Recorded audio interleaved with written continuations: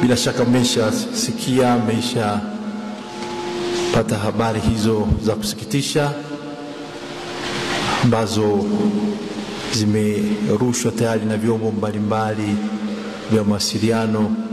lakini angalau mimi binafsi hiyo ni habari inayonihusu mimi kama kardinali. Nimepata taarifa hiyo rasmi kwamba leo majira ya saa 1:45 asubuhi Baba Mtakatifu Francisco amerudi nyumbani kwa Baba.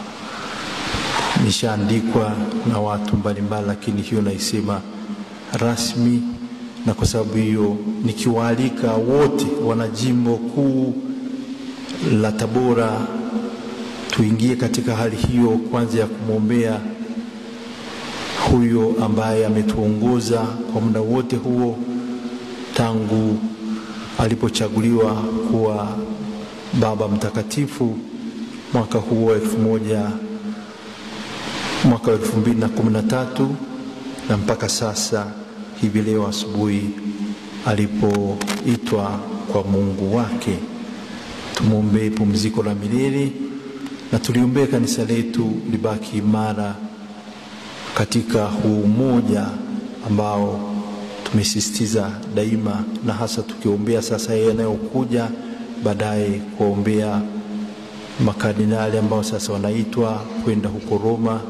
kwa ajili ya kuja kuingia kwenye vikao mbalimbali na baadaye kwenye uchaguzi wa Baba Mtakatifu ambaye ataliongoza tena kanisa letu Katoliki. Kumbe niwaombe tuwe wote katika hiyo hali ya msiba, ndio, lakini hasa ya maombi na kuliombea kanisa letu tunapomwombea huyo Baba Mtakatifu